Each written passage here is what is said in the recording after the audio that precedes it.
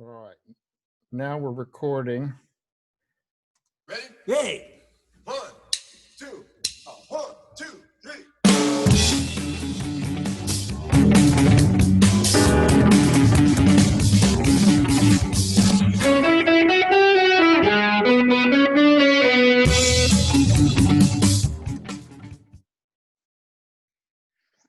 Okay.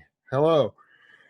This is Charles Tobermann of Outer Park, and I'm here with James Singleton, also of Outer Park, to talk about our new release and our new program to help our fabulous rhythm section, which we call Rhythm Section Relief. Okay, so James, just a little background. I think some people who listen to this will know us and others won't. We met in 1962 when JFK was president of the United States, and you were the new kid in second grade.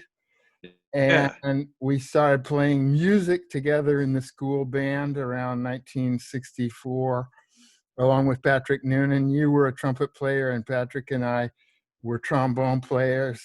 And then in 68, we got bit by the rock and roll bug and decided to form a band, which we did. And we played our first gig that year.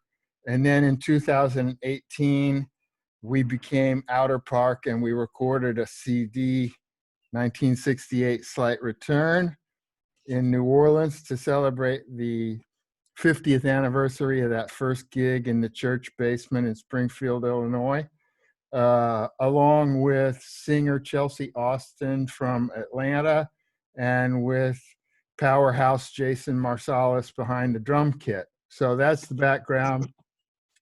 And I just thought maybe you could talk for a minute about what it's like to be a musician in New Orleans today in the coronavirus pandemic and all that goes with that, and along with the fact that that's what you've been doing for the last 40 years. So quick overview on that. Well, yeah, New Orleans is a small but very vibrant music community, and most of the musicians make their living actually playing live gigs every night or several nights a week, and that has all ended. So we're trying to do some streaming, and there's been some studio work, and it's a time of great uncertainty. Now, for me, it's a lot of my work is homework anyway, because I'm a composer, and I practice my music every day for myself.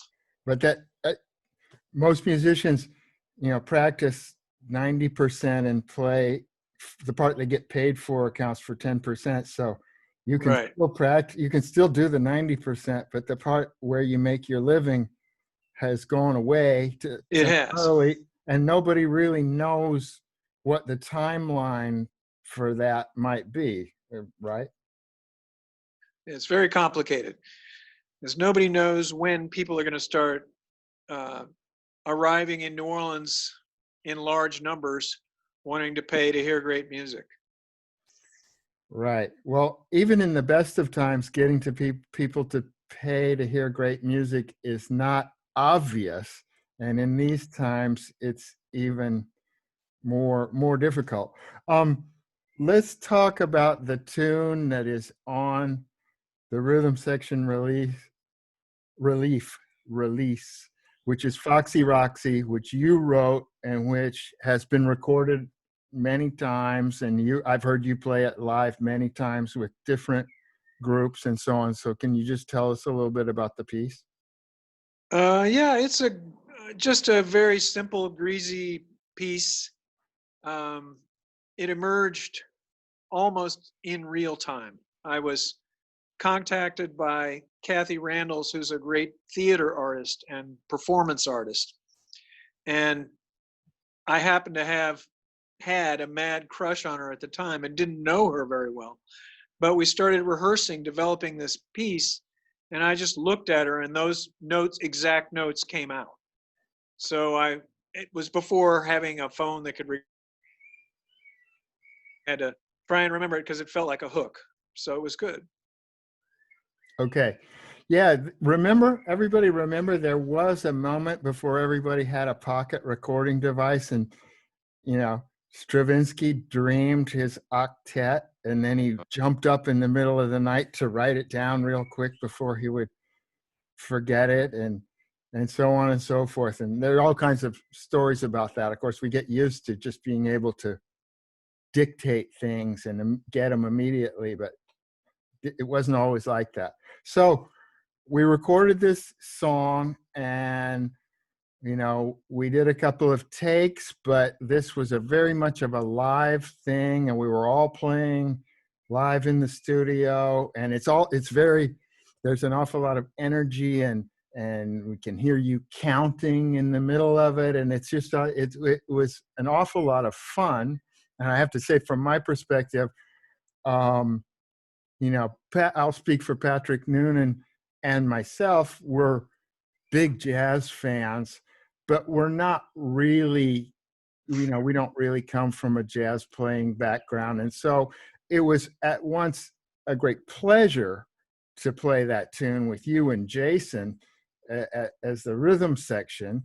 And it was also a little tiny bit scary, to be honest, but it came off, and I think we got a really very energetic kind of raw take, and everybody seemed happy, and it was just it was a great occasion. It was a really wonderful thing to do it. Cool.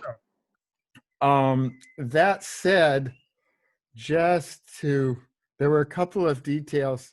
When you're in a band with a musicologist, you always have to get into a couple of nerd details and about the piece. One is that there are some parts where the guitar and the piano are actually slowing down while the bass and the drums continue in tempo. And even when you're laying out, you're counting in the original tempo. So there's this stretching of time, and then it snaps back together, which is actually something that's extremely rare in Western music. And there are some historical antecedents to that, but it's just not something that you encounter very often. I think it's very subtle. It's something that a lot of people wouldn't really notice, but that was going on, and that took a little work to make that sound natural and to make it fit. So it's sort of like separate layers of time for the different instruments, and that's very cool. Well, we want to reflect the realities of life with our music. And the ancient Greeks had two words for time. One was chronos, which is time as we know it, and one was kairos, where time is bent one way or another. Either time seems to fly, time was flying, we were feeling so good, or it's the minutes turn into hours in our torturous. So the point is, I think it's really it's great when the music can actually reflect this ambiguity that we're all experiencing. Right.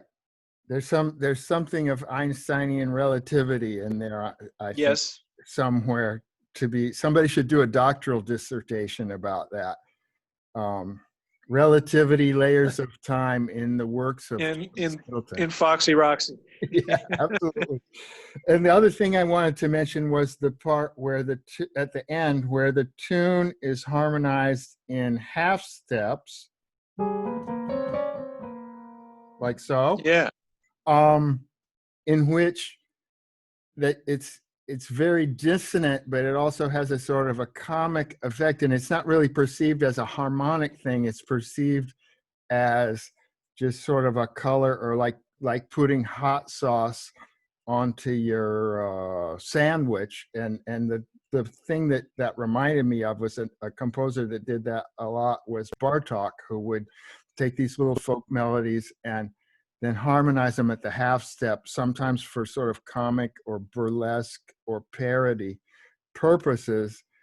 And I think that's how it's perceived in Foxy Roxy. It's just like this little off the wall. Well, it wasn't the first time I stole from Bartók, but I won't tell you the other one. Should definitely not be the last. but it could be perceived as self-conscious self-parody, conscious self-parody, because it is just a dumb little melody, and then you can dress it up in different ways, and it I don't know. I'm grateful for that. Yeah. Well, anyway, that too took a little work to be able to play that in two keys at once, even though it's not particularly complicated. The mind just doesn't really want to go in that direction, but Right. And you have to do it on the same instrument. It would have sounded like a mistake if you just had two different instruments doing. You need the piano to do both parts. well, Thanks for practicing. you're welcome. And thanks to Bela Bartok and to you for what I think is a great tune. It might be a simple little tune, but it really, it kicks right along. And I think I'm hoping people will enjoy it. I hope they'll listen to it. I hope they'll buy it. And I hope they'll even contribute to this effort to try to, help you people, those of you who work and make your living as performing musicians to get through this time. And I hope it won't be so long before you're able to play again. And I hope someday that international travel will be possible again. Oh, yeah. We'll be able to be back Reunion. down there at Esplanade Studios doing another one. So anyway, thanks, Emil. And I hope everybody will go out to outerpark.bandcamp.com and check out Foxy Roxy by James Singleton. Thanks very much. Thank you.